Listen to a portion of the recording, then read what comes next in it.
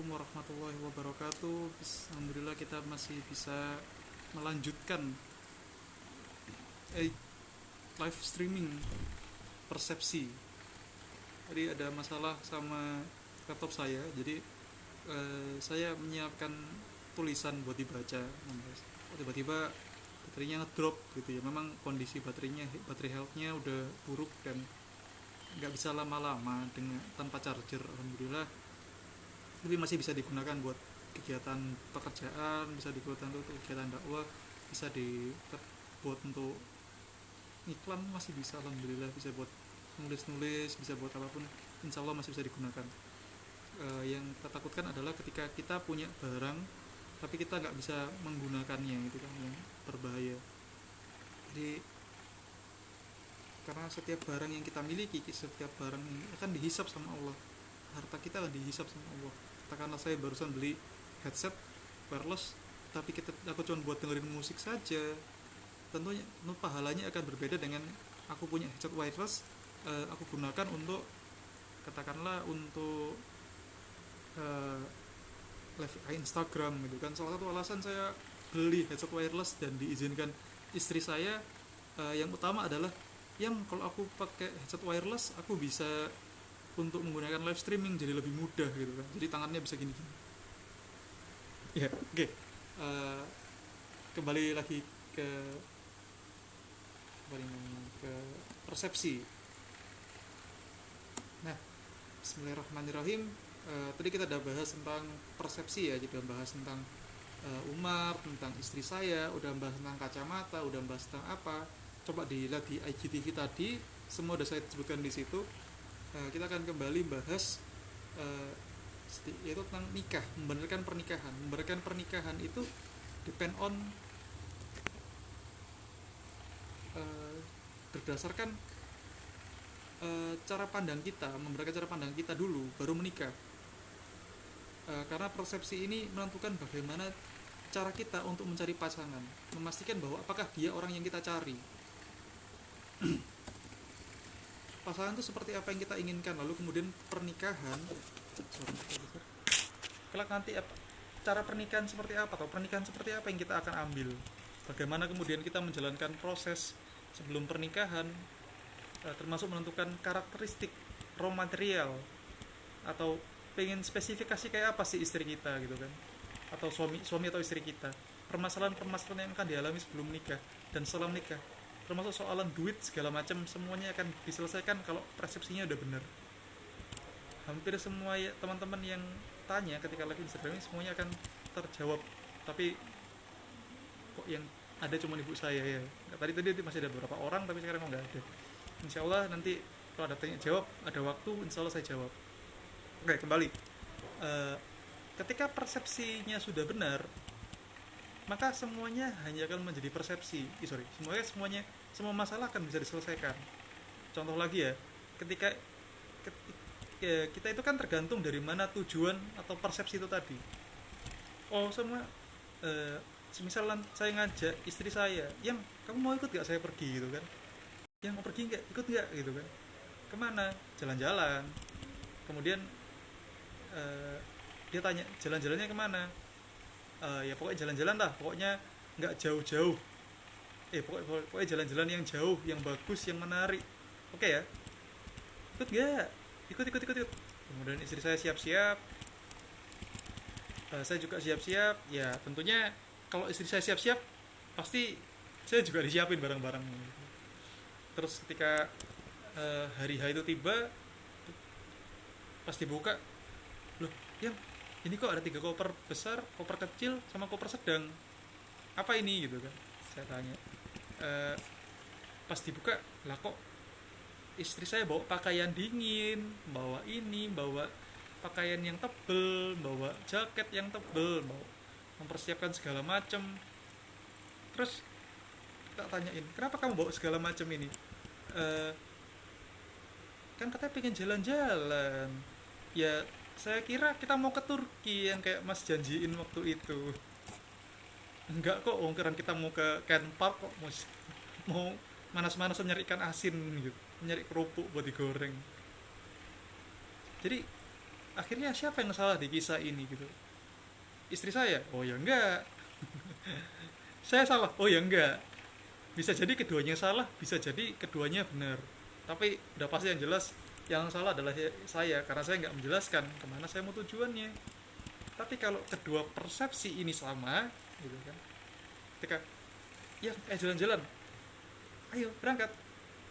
Saya ketika saya ngomong ayo berangkat, berarti kan waktunya nggak lama gitu, waktu persiapannya lama. Tapi ketika kita bilang yang 3 minggu kita berangkat, berarti kan ada waktu yang 3 minggu untuk mempersiapkan gitu. Oh paling istri saya membayangkan kita mau ke Ngawi, ke rumah istri saya, atau uh, yang nanti bulan depan kita siap-siap ya, kita ngurus visa, ngurus paspor dan lain-lain. Oh ada visa sama paspor, berarti ke luar Asia Tenggara. Jadi kan kita membenarkan persepsi itu tadi gitu. Jadi uh, bisa katakan saya yang salah lah kalau Paris, istri selalu benar. Lebih baik saya yang salah daripada rumah tangga saya yang salah. Ya oke. Lanjut. Waalaikumsalam Mas Arifan, terima kasih sudah bergabung. Itu yang pertama. Yang kedua, saya bukan ustadz, saya cuman mas-mas doang, mas-mas yang belajar lebih dahulu dalam dunia pertaarufan. Oke, lanjut. Eh, karena kita bahas yang tadi, karena persiapan itu segala macam tergantung dari berapa lama kita mau pergi, mau kemana, tapi kita nggak pernah tanya. Itulah kesalahan besar. Maka persepsinya harus diganti, harus dibentuk dulu. Nah, bahasa yang tadi, ketika saya sama istri saya udah klik nih persepsinya. Jadi ketika saya mau bilang e, kangen ibu ya, oh berarti persepsinya adalah saya pengen jalan-jalan ke Ngawi, saya pengen mudik ke Ngawi. Ketika saya bilang lapar nih gitu kan, berarti kan kita pengen keluar cuman buat jalan-jalan yang deket-deket aja. Jadi merubah persepsi ini penting gitu. Nah, kita kembali dulu ke masalah pernikahan. Harus kemudian disepakati dulu bahwa supaya nanti pernikahannya bagus gitu. Sebagian besar di antara manusia menganggap pernikahan itu sesuatu yang kayak mereka lihat, mereka indra. Kalau saya bahasakan apa yang mereka dapat sebelumnya, maklumat sabiqoh. Bener insya Allah kok salah nanti dibenerin itu saya di sebelah. Jadi apa yang kita indra sebelumnya, pemahaman kita, dan pemahaman yang paling mudah adalah film. Kita lihat film. Dan ini bahaya banget teman-teman. Artis, selebritis, kemudian selebgram, pernikahannya mewah, ini kan bahaya banget teman-teman. Siapa contoh artis yang ta'aruf? Sedikit sekali gitu. Tapi siapa contoh artis yang menikah dan auratnya terbuka? Banyak. Bahkan setelah menikah begitu banyak juga gitu. Nah ini kan yang bahaya teman-teman.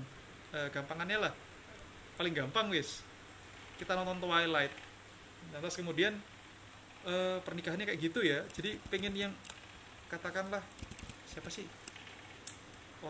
pemainnya Twilight,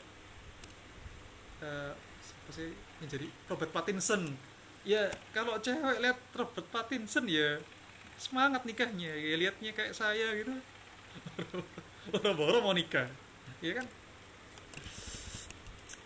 Nah, akhirnya pernikahan seperti itulah yang mereka inginkan gitu. Gimana ya, ceweknya seksi, cowoknya ganteng, ceweknya cantik pakai gaun, kemudian nikahnya kayak model-model gitu. Begitu sama cowoknya ganteng-ganteng, kemudian matanya warna-warni, warna putih gitu semua kayak mayit. Lalu kemudian kulitnya mulus, bening, indah. Kemudian waktu nikah ada lagu Love You for 1,000 years. Ya mohon maaf suara saya memang jelek, tapi ilmu pada poinnya seperti itu. Ada lagu 1,000 years di situ. Ya itu semua persepsi. Aish.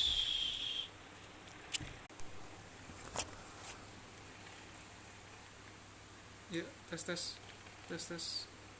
Mohon maaf tadi tiba-tiba aplikasi saya Your Hour, jadi saya kan perlu pakai aplikasi Your Hour, jadi bisa menghitung waktu berapa lama saya menggunakan HP.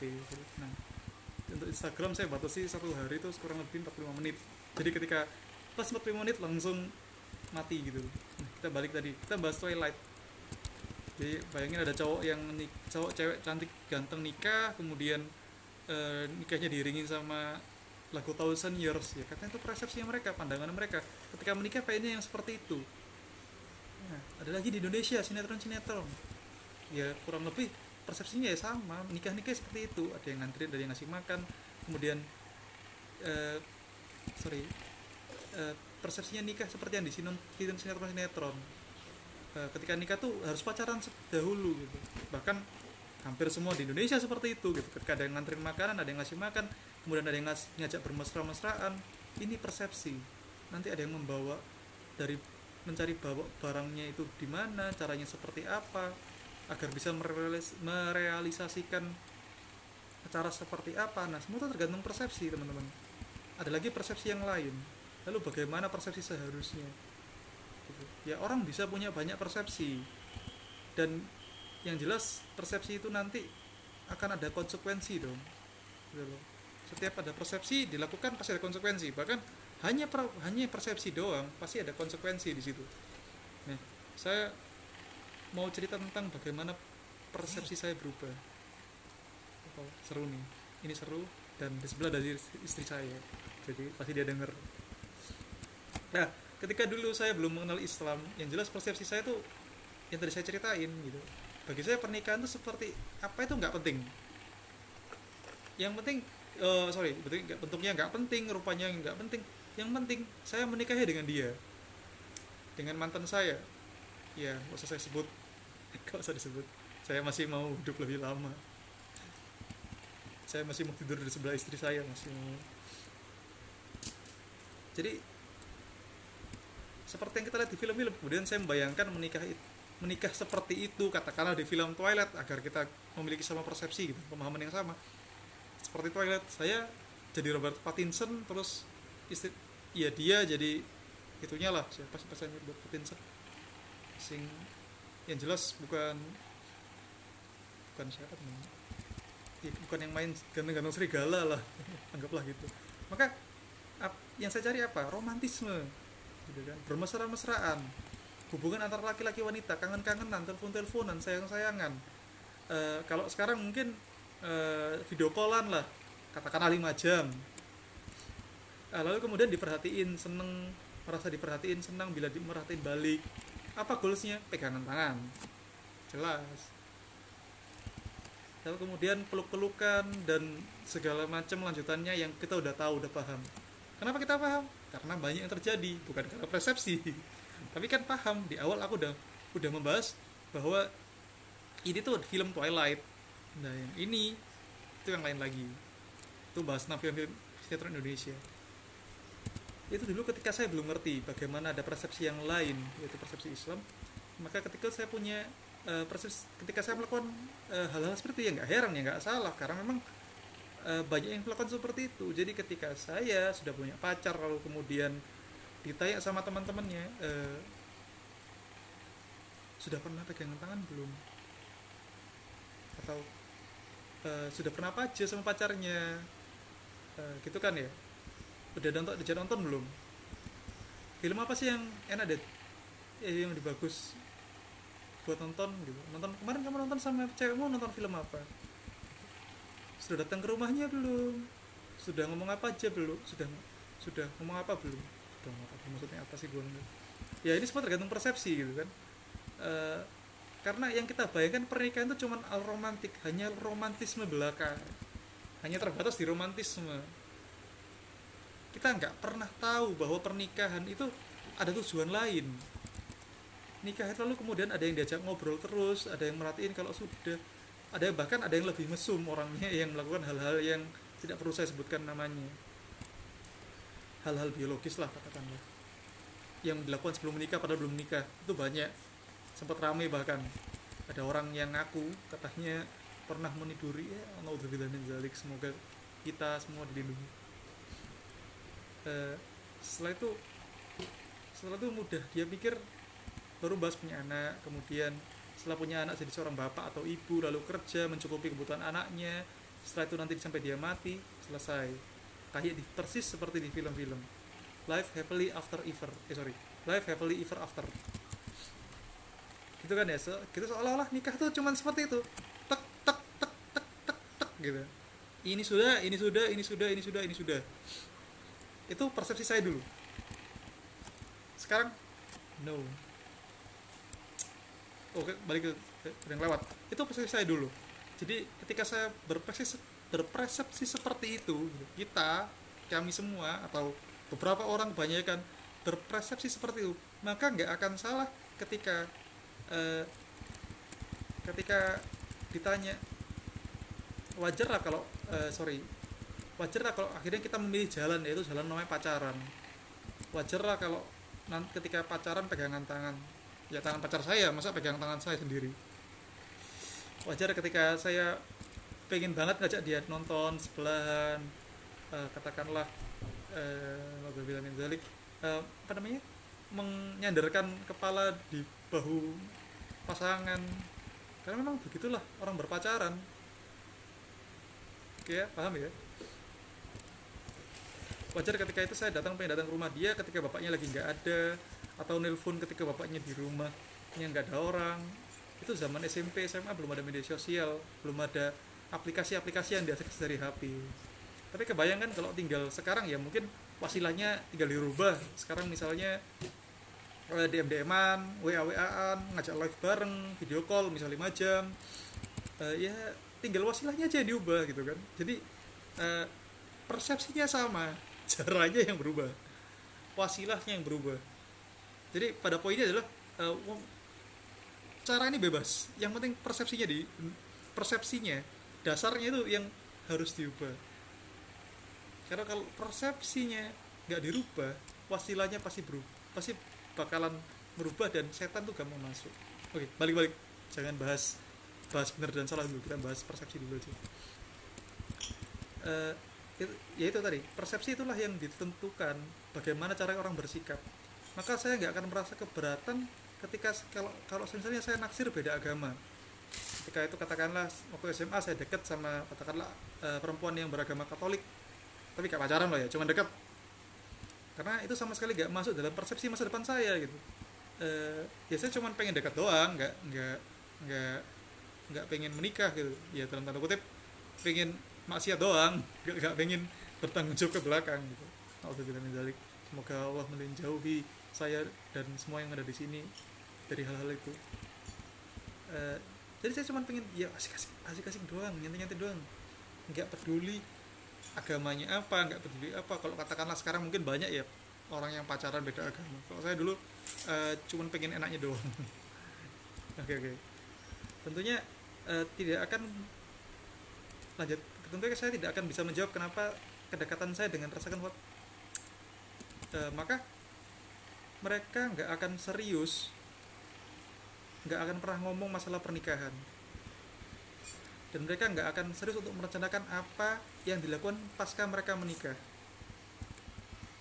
Bahkan mereka nggak pernah serius untuk membicarakan tentang kehidupan mereka sendiri. Jadi bagaimana mau membicarakan kehidupan berdua, orang kehidupan sendiri aja belum jelas gitu kan ya. Tapi itulah kebodohan-kebodohan di masa lalu, itu kesalahan saya beristighfar atau itu saya berminta maaf terus, dan saya menyesali gitu. Makanya saya mau share ke teman-teman untuk nggak seperti itu. Sekarang udah pinter? Oh enggak, lebih parah. Kenapa? Semakin kita menyadari, kita banyak belajar, maka makin menyadari bahwa ada ulama yang ilmunya banyak, ada banyak tokoh-tokoh ilmu yang lebih berilmu gitu. Katakanlah ustadz saya aja ada 3 atau 4. Ustadz Rozak, Ustadz Jabir. Ustadz Rozak ini muslim saya ngaji, Ustadz Jabir ini guru saya pertama dan suka konsultasi masalah ta'aruf sama dia. Sekarang saya bener-benernya berpartner sama dia dalam urusan dakwah. Terus sama Ustadz Aji, beliau pembimbing saya konsultasi. Sampai mau live ini pun saya konsultasi, saya boleh nggak 16 episode? Nggak boleh, kebanyakan. Tapi saya tetap nggak mau, saya tetap mau 16 episode gitu. Terus sama satu lagi Ustadz yang saya cintai, Ustadz Miftah almarhum rahimahullah, semoga Allah mengampuni beliau. Setidaknya saya ada 4 ustadz itu yang saya deket banget gitu. Ya ada ustadz yang lain, Ustadz Dedi, Wahid Dewantoro, Ustadz Wawan, dan ustadz lain. Cuman yang saya sering konsultasi masalah agama dengan 4 orang itu. Nah, lanjut lagi. Ketika itu tuh kita tahu bahwa orang yang tidak berilmu, kita tahu bahwa ketika kita makin sedikit ilmu, maka makin merasa banyak ilmu, tapi ketika kita makin banyak ilmu maka kita akan merasa sedikit ilmu. Eh, gitu ya. Nah, ketika kita lanjut kisahnya, ketika saya mengenal Islam, persepsi itu maka semuanya berubah. Ketika saya masuk Islam, maka Islam mengajarkan kepada saya satu persepsi yang mendasar. Apa persepsi dasarnya? Ternyata ada kehidupan setelah kehidupan. Ketika saya mulai berpikir dan menggunakan akal saya secara penuh, ini nggak banyak orang melakukannya, saya menemukan bahwa manusia ini tidak hanya sendiri di dunia ini, tapi manusia itu punya nggak hanya cuma di dunia ini aja, tapi setelah ini ada kehidupan setelahnya, lalu kemudian akan ada akhir, akan ada awal, dan berakhir kembali kepada sang pencipta Allah Subhanahu wa Ta'ala. Maka dia membawa seluruh apa yang dia lakukan di dunia ini untuk mempertanggungjawabkannya untuk kehidupan berikutnya, untuk kehidupan yang lain, kehidupan yang lebih real, kehidupan yang bukan mimpi seperti sekarang. Karena sudah saya sampaikan, hidup itu menurut Al-Quran seperti orang bangun dari yaumil qiyamah. Jadi ketika kita mati, lalu kita bangun di yaumil qiyamah, kita ditanya oleh Allah, bagaimana tentang hidupmu? Ya, kalau bagaimana tentang hidupmu mungkin terlalu ribet ya, mungkin kita ganti dengan bahasa yang lebih simpel, yang lebih banyak orang tahu. Man rabbuka, siapa Tuhanmu? Apa sih maksud kata siapa Tuhanmu gitu kan? Ya Allahu Rabbi gitu kan. Allah. Tapi ketika kita persepsi bahwa Allah itu Allahu Rabbi, Allahu Rabbi, Allah itu Tuhanku, tapi itu persepsi kita. Kita menganggap Allah itu Rabbi, tapi kita nggak pernah menaati hukum-hukumnya, kita nggak pernah menjalankan perintahnya, nggak pernah menuruti semua perintahnya, nggak pernah menjauhi larangannya. Kita cuman menuruti orang yang salah katakanlah gitu kan, sehingga mengambil hukum bukan dari hukum Allah gitu, contohnya akhirnya apa ya, Allahur Rabbinya nggak bener-bener Allahur Rabbi. Sok-sokan itu jangan ditiru teman-teman, insya Allah naudzubillah min dzalik. Jadi Allahur Rabbinya kurang Allahur Rabbi ya, itu nggak ada skenario, cuman saya punya penjelasan sendiri. Jadi kita lanjut ya. Jadi pemahamannya gitu. Jadi Allahur Rabbinya kurang Allahur Rabbi. Jadi itu tadi, ketika kita pengen punya something yang bener-bener kurang bahasanya kayak gitu, bukan yang nyatik tok, bukan kayak lebih memukul gitu loh. Jadi kayak Allahur Rabbinya cuma di bibir bukan di hati, katakannya gitu. Hati yang menggerakkan kita gitu. Oke, lanjut. Oke, kita balik lagi, bagaimana dengan hidup ini? Kita bilang itu kayak mimpi, serasa saya selama banget gitu, padahal cuman mimpi, nggak kerasa cuman sebentar, total udah bangun gitu aja. Itu cuman mimpi yang cuman sepotong-sepotong aja. Nah, saya menyadari hal seperti itu sehingga saya merasa bahwa ada kehidupan setelah mati, akan dipertanggungjawabkan semuanya, which is itu artinya, dan itulah kehidupan yang lebih real. Maka semua yang ada di dunia ini sekarang yang saya alami adalah sesuatu yang cuma diberikan untuk bersiap-siap untuk menghadapi kehidupan yang lebih real. Ibarat ada orang yang ngajak saya kemudian jalan-jalan, lalu kemudian saya diminta siap-siap untuk nanti kemudian jalan-jalannya, siapin bajumu, siapin perbekalanmu, siapin duitmu, nanti saya akan jalan-jalan. Nanti ketika jalan-jalan kita akan sempat tujuan kita, seolah-olah kayak gitu. Maka kita memahami saya punya perspektif yang berbeda. Ada perspektif saya, oh ternyata hidup cuma untuk ibadah, oh ternyata hidup cuma untuk menghamba kepada Allah.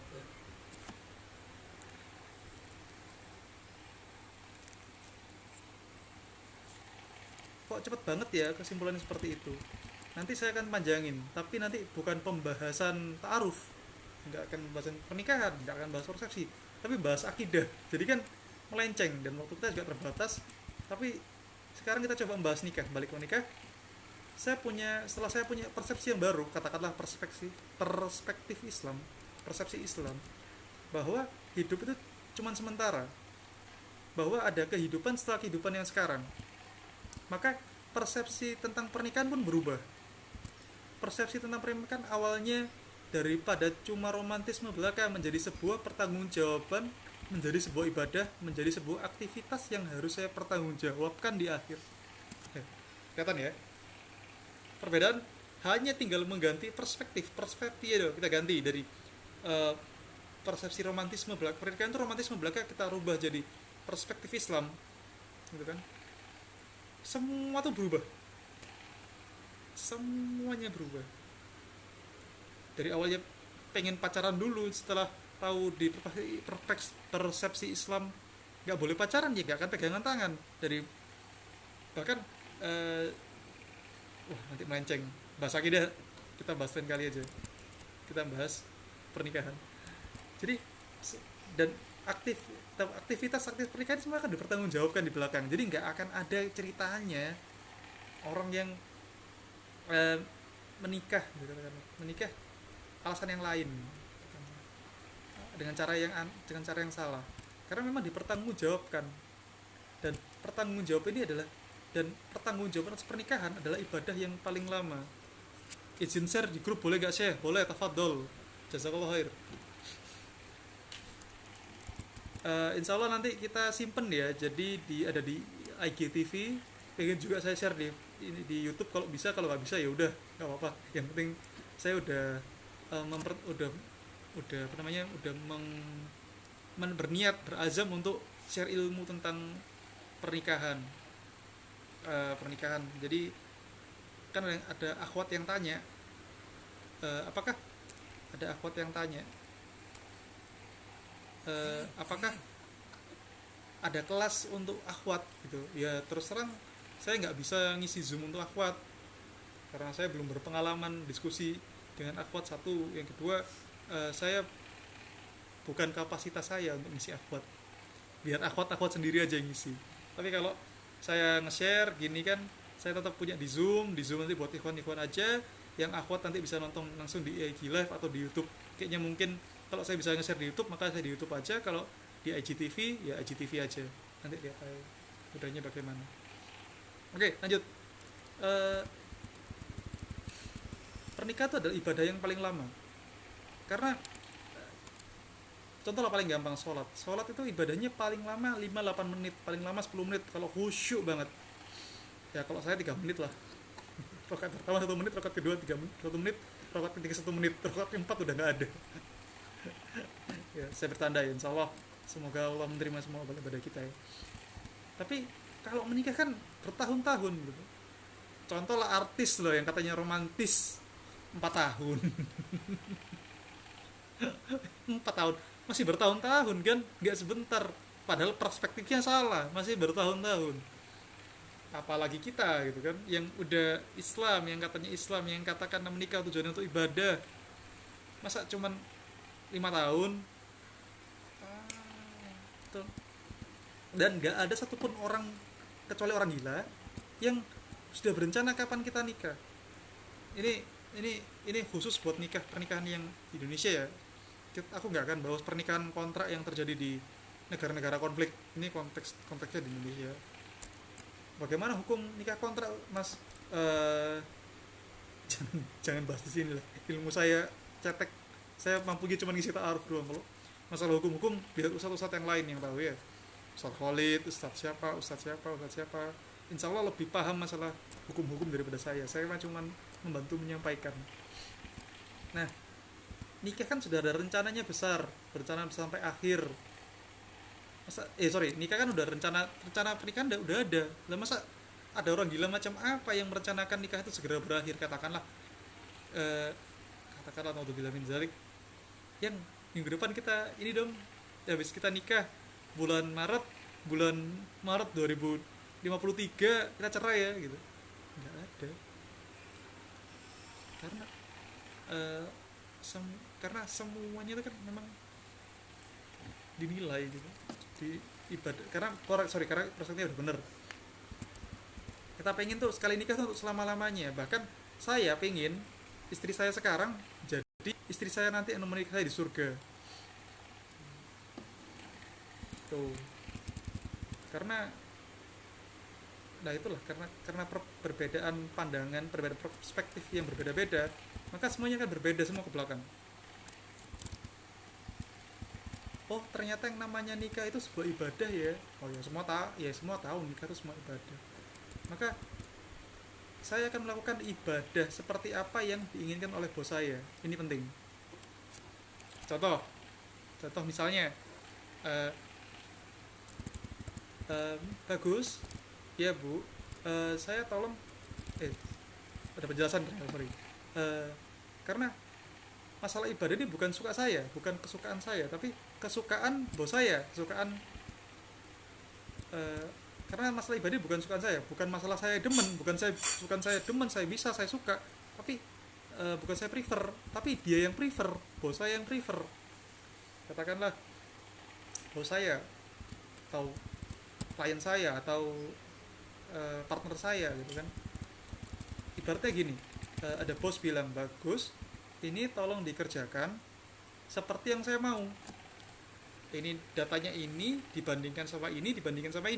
Katakanlah, permisalan, ini ini request datanya ini dibandingkan sama request pembayaran, dibandingkan sama eh, request sama mutasi rekening, katakanlah. Ya itu kerjaan saya memang. Ya. Tapi saya kan, lah ngapain dibandingkan sama request pembayaran atau payment report dan sebagainya, kan bisa langsung saya bypass, jadi membandingkan langsung request dengan mutasi gitu. Terus ketika saya mengerjakan, udah report tugas saya ke atasan saya, bagus, kenapa kamu mengerjakan dari request langsung ke mutasi tanpa langsung dan membypass ini? Loh bu, secara esensi ini kan sama aja, yang penting pembayarannya ada, pembayarannya masuk. Nah, tapi kan saya maunya tiga ini dibandingkan ini, bukan ini dibandingkan ini.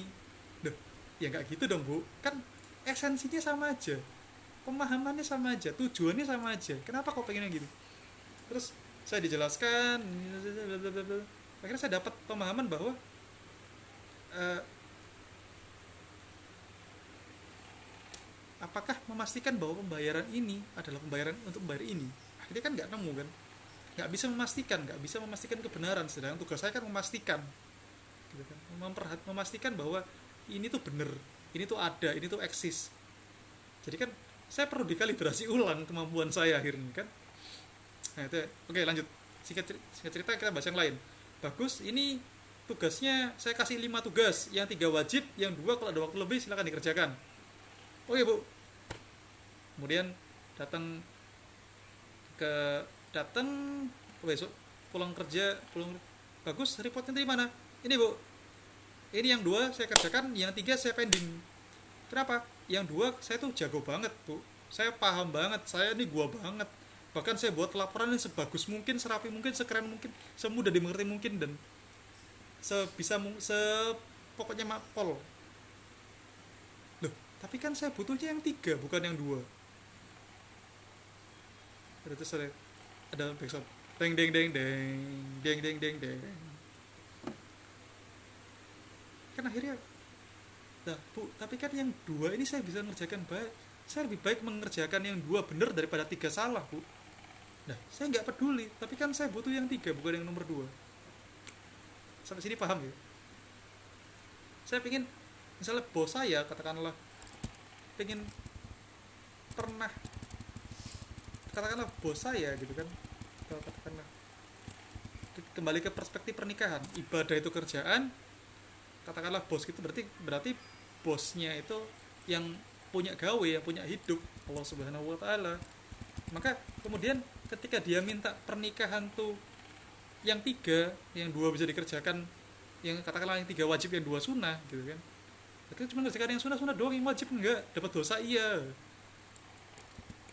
Maka dari situ kita harus mulai menyadari bahwa kita tuh perlu mengerjakan yang dia minta gitu, Allah minta atau bos kita minta. Maka orang-orang itu sudah menyadari bahwa persepsi yang baru bahwa pernikahan itu adalah ibadah kepada Allah. Dia akan mencari tahu bagaimana cara ibadah yang diinginkan sama Allah, yang punya gawe katakanlah. Bagaimana ibadah yang diinginkan dari yang punya perusahaan, bagaimana ibadah yang diinginkan oleh perusahaan. Ya maksud saya adalah yang punya hidup, menciptakan hidup, yang menjaga hidup, yang mengelola hidup.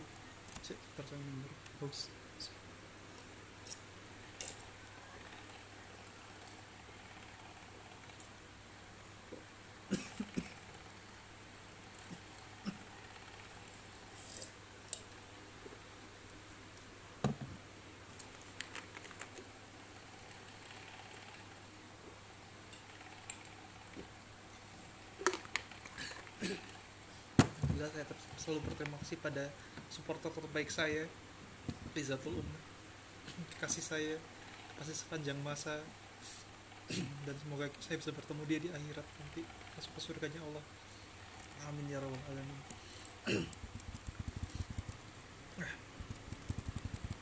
Maka di, maka ketika Allah sudah memberikan list-list untuk dipelajari, maka kita cukup mempelajari list-list itu aja gitu loh, nggak usah mempelajari list yang lain. Yang di Allah kayak begini, ya udah, contoh-contoh yang buruknya nggak usah, ya udah yang ini aja. Contoh yang buruknya bagaimana? Ya paling gampang Nabi Lut lah. Allah katakan semua akan diselamatkan ila ra'atahu, surat Al-A'raf ayat 83, kecuali istrinya gitu loh, dan seterusnya. Berapa kali kalau bilang ya, contohnya ada yang salah, berarti relasi pernikahan nggak boleh kayak begini. Relasi pernikahan juga nggak baik yang kayak begini. Misalnya contoh istri yang baik, ada Khadijah, ada Sofia, ada Aisyah, dan seterusnya. Dia melihat bagaimana kemudian ridha Allah, dia list semua yang dia pelajari, maka dapatlah dia rukun-rukun nikah, dapat syariat-syariat nih. Ada salah satu guru saya, Ustadz Ilham. Assalamualaikum Ustadz. Dapat, ya terima kasih sudah menyempatkan waktunya buat nonton live saya. Alhamdulillah, guru saya. Ya balik dapat syarat-syarat nikah, dapat dia kondisi pernikahan yang ideal. Kenapa? Karena dia menganggap bahwa nikah itu kayak ibadah. Maka kondisi nikah itu sama seperti ketika dia lagi sholat. Sebelum sholat dia tidak terburu-buru untuk sholat, dia tidak juga melalaikan sholatnya, dia juga mempelajari sholat yang terbaik itu seperti apa. Dia harus punya ilmu untuk sholat itu. Maka dia masuk kepada sholat itu bukan untuk nafsu dan bukan terburu-buru, bukan apa dengan yang terburu-buru nafsu gitu ya maksudnya. Jadi kayak kita mau sholat nih, jadi kita nyantai aja dinikmatin sholatnya, alhamdulillahirabbil alamin, dan seterusnya. Jadi kayak lebih nikmat, nggak terburu-buru, nggak nafsu dan lain-lain. Sama ketika menikah tuh nggak perlu buru-buru lah, nggak nggak perlu harus begini, harus begitu, harus begini, nggak perlu. Udah ada ritmenya, udah ada caranya, usah dinikmati saja gitu. Nah, lanjut. Akhirnya ya enggak, tapi dia datang dengan cara yang tenang. Dia sudah tahu kembali lagi, tapi karena dia datang dengan cara yang tenang, karena dia sudah tahu, karena ingat ketidaktahuan mengakibatkan ketakutan, sedangkan pengetahuan mengakibatkan ketenangan. Jadi orang yang tenang cenderung lebih ngerti. Oke. Jadi kalau Anda belum cukup tentang, berarti Anda belum cukup tahu. Jadi kalau kita belum cukup tenang, maka berarti kita tuh belum cukup ngerti gitu loh tentang, katakanlah sholat di sini. Jadi kalau kita sholat kita belum khusyuk, berarti kita perlu ada ilmu yang ditambah. Nah, artinya ketika dia sudah cari tahu semua, katakanlah cara-cara sholat, maka dia akan makin cari tahu, dia list semua kebutuhan caranya, katakanlah sholat, maka suatu ketika dia akan mengerti bahwa ketika dia sudah menjalankan, maka dia lebih tenang gitu. Ya, kesimpulan ini kita tarik ke pernikahan. Gimana? Sehingga ketika kita sadari bahwa mencari list-list tadi, list-list ketenangan, list-list ibadah dan lain-lain, itu nggak akan bisa kita temukan lewat cara pacaran. Ya, nggak runtut, tapi usaha untuk meruntutkan. Jadi katakanlah sholat butuh kita perlu memperbaiki sholat. Untuk memperbaiki sholat kita membutuhkan melakukan A, B, C, D, E, G, I, J, dan seterusnya, sehingga kita bisa meningkatkan sholat. Ada aturan-aturan di situ, ada list-list yang harus dikerjakan. Sama seperti pernikahan ada ketentuan juga. Sholat yang cuma 5-10 menit saja, bukunya ratusan lembar, ribuan lembar jumlah bukunya. Apalagi pernikahan yang bertahun-tahun, maka semakin banyak list yang harus disiapkan. semakin banyak yang harus diperhatikan, semakin banyak yang harus dipertimbangkan gitu. Sehingga sampai di ujungnya kita ketok palu, bul, kalau saya mau cari pernikahan yang ideal, yang disukai sama bos saya, maka saya nggak akan pacaran. Mind blowing. Kenapa? Pacaran tidak pernah mendapatkan saya raw material, spesifikasi ya seperti apa yang saya inginkan. Waduh, emang kayak masak aja raw material. Ya padahal raw material kayak bangunan sih, bukan kayak masak. Pacaran tidak akan pernah mendapatkan kepada saya kebutuhan yang saya inginkan, spek materi yang saya inginkan. Gampangnya, baik itu laki-laki maupun perempuan, mencari pasangannya, dia nggak akan pernah menemukan spek melalui jalan pacaran. Ibaratnya gini, ada orang mau dapat barang ori, katakanlah saya nyari ini headset headset headset Bluetooth. Maka meskipun katakanlah buka Shopee, ya Shopee tolong endorse saya nyebut Shopee. Shopee Shopee ada Mi Store official, ada saya beli di Mi Store official, saya nggak di endorse.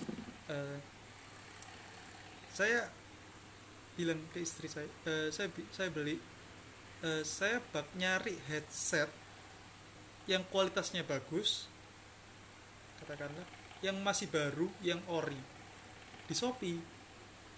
Ya banyak, tinggal cari headset Bluetooth jeder, keluar banyak. Tapi apakah dapat barang yang kualitasnya bagus gitu, yang kualitas nomor satu, katakanlah? Ya nggak mesti, katakanlah.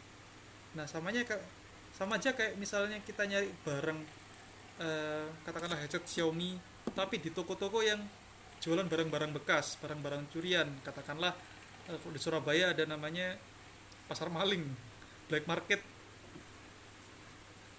atau di Facebook Marketplace gitu, barang-barang bekas. Kita nggak akan pernah tahu keasliannya, kebaruannya, kualitasnya. Jadi kalau mau nyari toko, kalau mau nyari barang yang ori, yang bagus, yang terbaik, ya di toko-toko katakanlah official store. Kalau kalau di bisa beli di Mi Store atau di Erafone, Era Jaya, ya karena memang kantor saya kerja di situ, nggak endorse ya, saya kerja di situ. Atau di Mi Store official di Shopee ada tokonya, centang, saya beli di situ, harganya juga lebih murah gitu kan. Itu maksudnya apa artinya?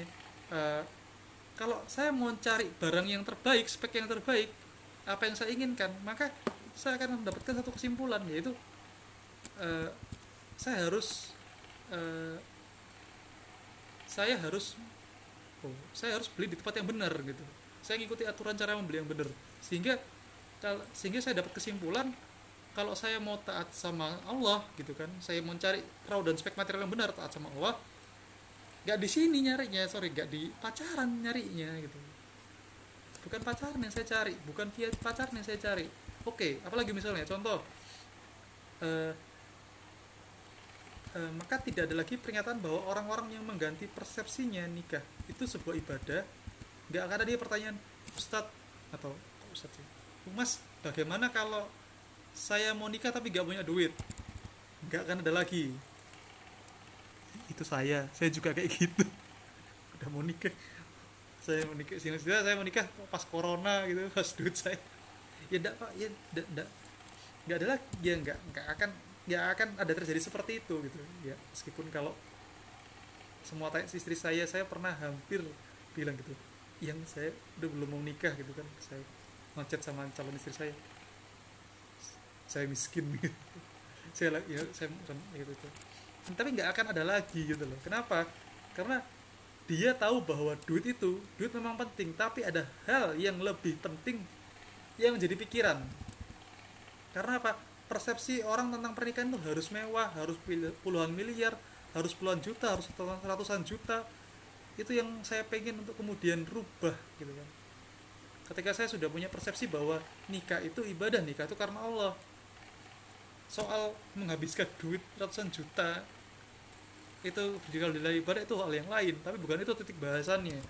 Maka ketika ada teman-teman saya nikah, katakanlah si A, si B, si C kan, maka saya katakan bahwa eh, menghabiskan duit buat katakan buat walimah itu bisa jadi penting, tapi megang duit setelah menikah itu jauh jauh jauh lebih penting.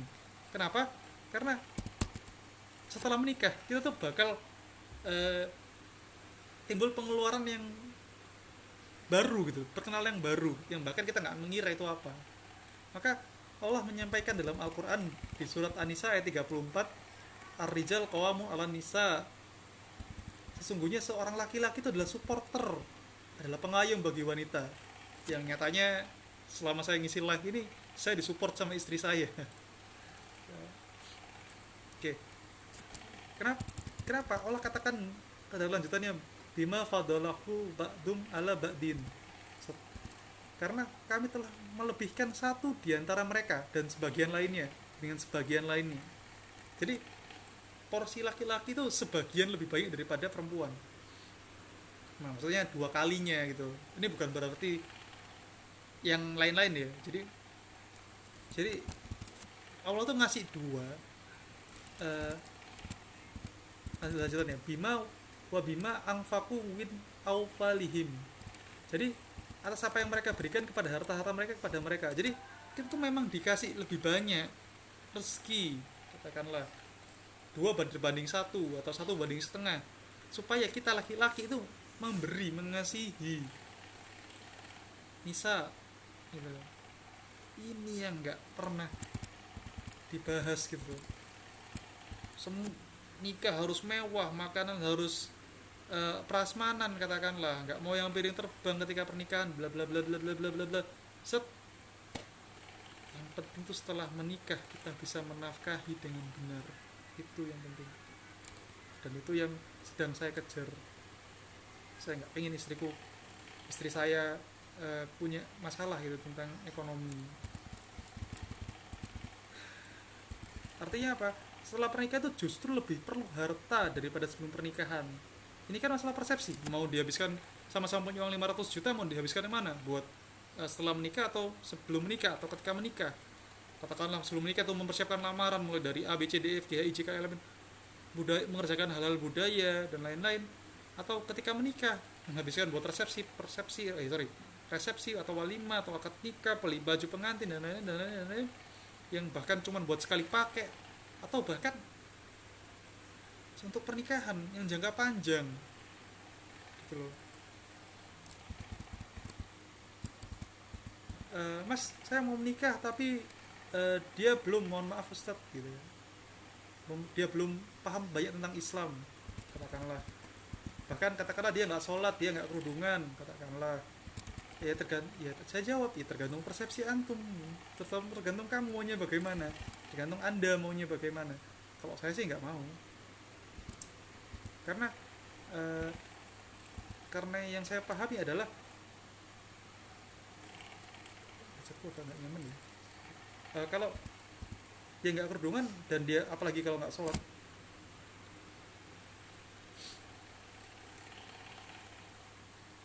apalagi nggak beribadah gitu. Kita kan tujuan menikah kan beribadah. Bagaimana bisa ketika kita mau menetapkan sesuatu ibadah dengan cara yang dengan orang yang belum beribadah gitu.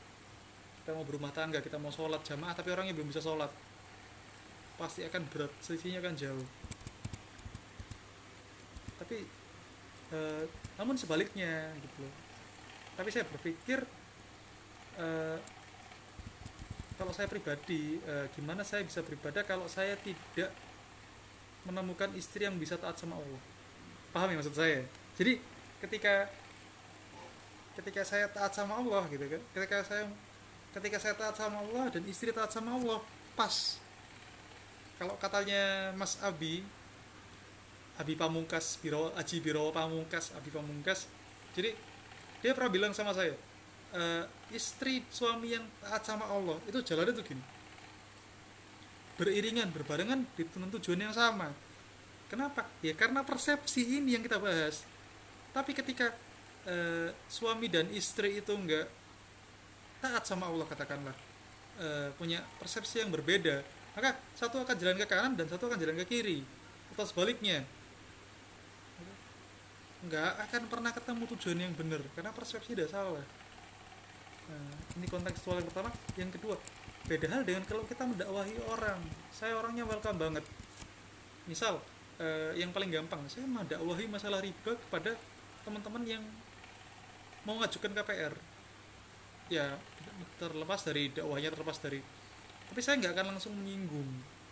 Karena metode dakwah saya bukan menyinggung.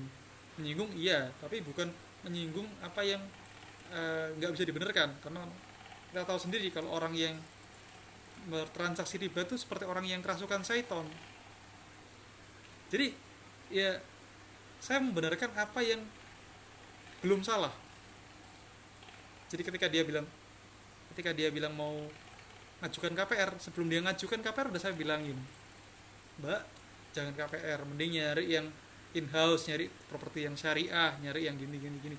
Jauh sebelum ya beda ya, properti syariah sama properti yang bener yang syariah sama yang katanya syariah gitu kan. Beda. Nah, developer yang syariah sama developer yang katanya syariah gitu. Beda. Uh, Akhirnya ya yang paling bagus ya tentu saja developer properti syariahnya Mas Aldi siapa? Aldi Pradika, Novaldi. Nah, itu bagus gitu. Itu rumah halal Nusantara itu semoga saya dikasih giveaway rumah ya Mas Aldi kalau dengerin ini. Uh, Ya saya cerita baik-baik sebelum ketika dia cerita, iya mas saya sudah ngambil KPR, ya saya dan masalah saya sudah menjelaskan dan saya nggak mungkin akan membahas mbak kenapa sih gini nggak akan saya karena kecuali dia bilang udah terjadi saya hanya bisa memberitahu secara terselubung. Saya nggak akan bilang kalau dia nggak tanya saya nggak akan jawab. Oke lanjut ya. Waktu sudah lebih dari setengah jam lewat, jadi terlalu asik dan ini kayaknya udah hampir di akhir ya. Saya seneng banget ketika ada orang yang tadi hari ini dia konsultasi masalah warisan. Dia bilang dasar bagus ini bermasalah dengan warisan. Yo ya enggak, saya tuh nggak masalah dengan nominalnya, saya nggak masalah dengan warisan ini. Saya tuh cuman pengen warisan ini dibagi secara hukum Islam. Dan kalau kita step mundur ke belakang, jauh ke belakang, maka nggak akan ada rumah properti yang harganya mahal sekali gitu. Karena setiap rumah yang ketika orang meninggal wajib dijual. Nah, apalagi ketika rumah wajib dijual kan akhirnya rumahnya jadi masif, jadi harga rumah tuh turun. Dan tanah-tanah dan rumah-rumah yang tidak digunakan itu bakal dimiliki negara, sehingga tanah-tanah dan rumah-rumah tuh nggak ada yang nilainya tinggi, nggak ada yang si orang beranggapan the most pakai bahasa Indonesia aja, saya lupa bahasa Inggrisnya. Investasi yang paling bernilai di bumi ini ya bumi itu sendiri gitu loh. Harga tanah naik terus, ya iya karena kenapa harga tanah naik terus? Ya karena nggak ada orang atau pemimpin yang bisa menghentikan harga tanah. Gimana cara pemimpin oh kan istri saya udah pesen nggak boleh bahas pemerintah mas. Oh iya ingat, aku baru ingat istri saya udah nggak boleh bahas pemerintah mas ya, saya lupa. Balik saya senang ketika ada orang mau jadi kalau ada yang tanya masalah ini ya saya senang kalau ada orang mau jadi baik gitu lepas. Tapi kalau untuk masalah memilih istri untuk kemudian menjadi bagian hidup saya, mengatakan untuk memilih istri untuk kemudian menjadi bagian dalam hidup saya, mendukung dakwah saya, menjadi ibu dari anak-anak saya nggak mau yang kayak gitu.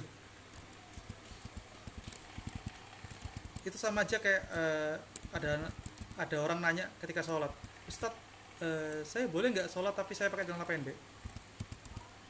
Paham nggak sih maksud saya gitu? Maka pergantian persepsi itu menjadi sangat penting ketika antum mau menikah gitu loh. Ketika persepsi itu udah berganti, maka antum tidak akan ada kemudian suka sama pacaran, antum tidak akan nyari jodoh di jalan pacaran, antum tidak akan bermaksiat, tapi apa yang justru Anda sibukkan? Kalian akan menyibukkan hal-hal yang memang kan sudah dipahami, menyusun daftar list-list yang tadi kita bahas dari persepsi. Gitu loh. Nah, mau bahas tapi dulu ya, nggak di sini tapi skenario, nggak ada di tulisan. Oke, balik lagi ke berlibur. Saya bilang, Dek, katakanlah, ayo kita liburan yuk. Kemana mas? Gitu. Ke Turki. Di Turki lagi musim apa mas? Desember, ya Desember, musim apa ini? Ini bulan Agustus ya. Di Agustus ini lagi musim dingin. Nah, jadi paling nggak musim semi. Jadi paling nggak tetap harus bawa baju dingin. Berapa hari kita di sana? 3 hari. Kira-kira mas kalau 3 hari ke Turki mau bawa apa? Ya kira-kira kalau cuma 3 hari mungkin 2-3 setel cukup, karena saya di sana nggak mandi dan nggak ganti baju. Untuk sendiri ya, di rumah juga. Ya saya cuman ya kalau 7 hari ya, kalau bakal stay 7 hari mungkin ya bawa 3 atau 4, karena sebenarnya poinnya sama sih, nggak akan ganti baju banyak-banyak. Itu juga nggak akan nyuci di sana. Yus, baju yang saya pakai sekarang ya baju nanti, dan baju yang saya pakai ke Turki itu spesifikasinya beda dengan baju yang dipakai di Indonesia. Jadi saya nggak punya banyak. Ya, terus saya belum punya baju untuk yang musim dingin di Turki. Ya udah, kalau gitu kita cari bajunya, mari kita beli. Baju yang kayak di Turki seperti apa? Ya paling nggak punya insulasi. Karena di Turki itu kalau dingin banget. Bisa nggak baju dingin yang biasanya kita pakai buat kita ke kawah ijen? Jangan, karena baju yang kita di Indonesia itu nggak punya insulasi, spesifikasi beda. Karena di Turki itu bisa -1 -2 lah. Kalau misalnya di Indonesia paling 5-10 derajat. Coba cari yang lebih tebal, kalau enggak kita nanti dilapisi dengan lebih banyak. Kalau ke Turki kira-kira kita bawa berapa ya? Ya, kalau ke Turki kira-kira uang secukupnya. Total market 13 juta sewan. 30 juta kita siapin.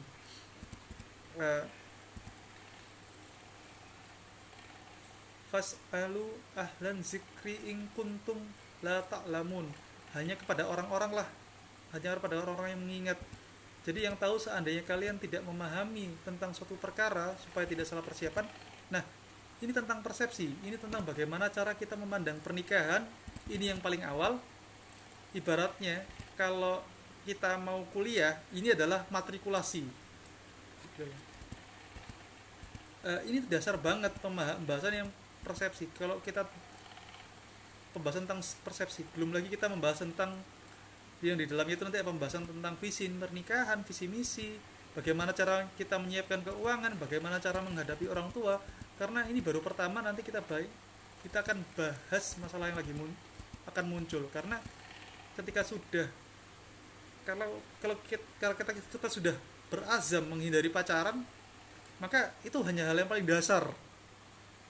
Tinggal bagaimana cara kita katakanlah itu udah paling dasar. Bagaimana kita cari cara membangun sesuatu di atasnya.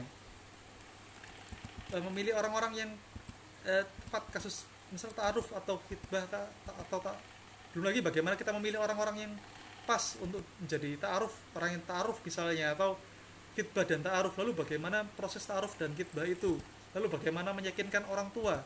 Kalau orang tua nggak setuju, lalu seperti apa? Insya Allah kita akan bahas di belajar ta'aruf bareng di episode berikutnya, gitu ya. Karena nggak mungkin kita bahas sampai sini, dan waktu sudah mulai larut, sudah terlambat lebih kurang 45 menit dari durasi yang kita bahas. Jadi kurang lebih memang kita butuh 2 jam sih untuk bahas. Bisa juga 1 jam kalau di Zoom, cuman kan di Zoom itu materinya lebih ringkas. Kalau ini memang saya berusaha membaca, saya tidak mengembangkan, dan saya berusaha menyampaikan 100% dari yang saya pahami, saya pelajari. Jadi bukan kalau yang dari Zoom itu sudah saya ringkas, sudah saya mampet-mampetkan, baru saya sampaikan ke teman-teman, saya diskusi. Saya pikir tidak, nggak ada yang, eh, sudah tinggal satu orang dan itu istri saya, jadi nggak mungkin ada tanya jawab. Kalau mau tanya-tanya bisa WhatsApp, nanti mungkin saya rencana saya buatin grup khusus ikhwan. Kalau akhwat bagaimana? DM tat. Oh enggak. Kalau kalau akhwat nanti ya bisa dibicarakan lagi, nah entah mungkin nanti DM istri saya atau bagaimana. Karena kalau DM saya cenderung jarang balas DM. Ya. Eh untuk pertemuan berikutnya nanti kita bahas tentang mencari kayu di hutan. Jadi untuk gambaran ada waktu kurang lebih, ya udah habis. Kita perlu mencari kayu di hutan. Jadi kayu di hutan itu bagaimana cara kita menentukan bahwa dia adalah orang yang tepat buat saya. Sudah, kita tutup dengan bacaan istighfar 3 kali. Astagfirullah, astagfirullah, astagfirullah. Bacaan alhamdulillah, alhamdulillah, dan doa kafaratul majlis. Subhanakallahumma wa bihamdika asyhadu an la ilaha illa anta astaghfiruka wa atubu ilaik. Kita tutup. Alhamdulillah telah selesai. Assalamualaikum warahmatullahi wabarakatuh.